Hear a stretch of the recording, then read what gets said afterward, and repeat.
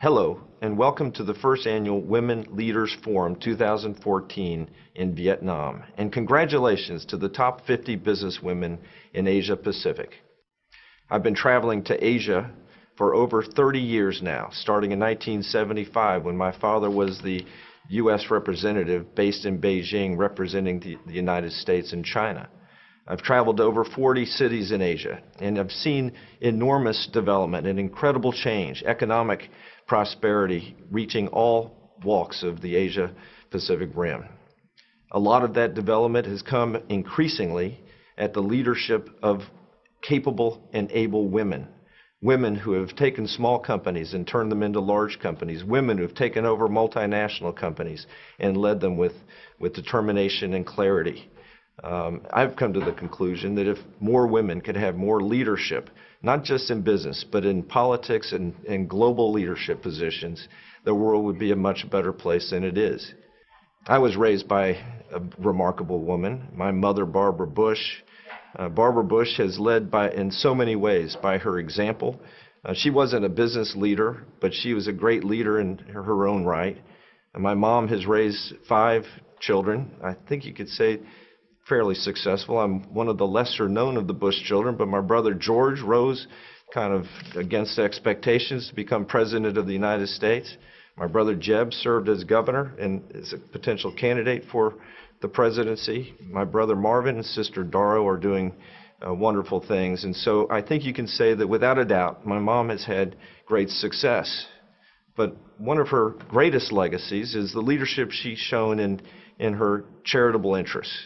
The fact that she's taken on literacy as a cause, that it's a foundational root cause of so many problems that face our country, the United States, but also globally. That if you can't read, if you can't function as a literate in our society, that you're likely to fall back and become part of the statistics of higher crime and higher dropout rates in school. And so I applaud my mom using her bully pulpit, her powerful leadership skills to try to move our nation and move the world towards being more literate. My mom is known endearingly in our family as the enforcer. All the grandkids and even her own children have known her to be the one to set the rules and to make sure that we stuck to protocol at our household or in our conduct. But what she really did for us is help to instill in us a sense of values. She's taught us through her own example, but also in her lessons, life lessons for us, that in order to be respected in life, you need to respect others. That in order to get things done, you should do things in a way that's honorable, that you can hold your head up high, that you can, where you establish trust and a bond and personal relationships. And so my mother, more than anything else, instilled in us a deep sense of values that have helped to guide us in our lives. And it is those same sets of values that my brothers and my sister and I carry through in all of our professional activities, whether it was my brother serving as president or in my own business activities in the Asia-Pacific area. And to that end, I have formed and am chairman of a company called Great Texas Regional Center. Great Texas Regional Center offers an opportunity for investors from Asia and from the rest of the world to invest in the United States, to create jobs in our own country, and allow those people to get a green card to establish residency in the United States of America. And I would suggest or urge that if any of you know of anyone that have an interest in participating in this program, that you choose to work through our Great Texas Regional Center. A Great Texas Regional Center is different from other regional centers in that we don't develop projects and try to sell investors into our projects in a selfish type way. What we do is we work with the very best developers in Texas, developers of real estate projects that have long histories, long track records of success in doing so.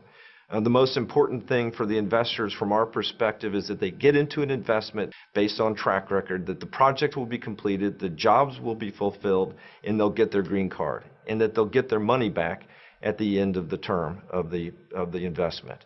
And so I'm really proud to be associated with great partners in this project, including one who is with you today, Roger Christoph. Roger has a great financial background. He's an honorable guy and consistent with my own mother and my family's values. Roger and our other partners are straight shooters. In addition to Roger, keep your eyes out for Elizabeth Nguyen, who works with Sotheby's and is our representative in Vietnam.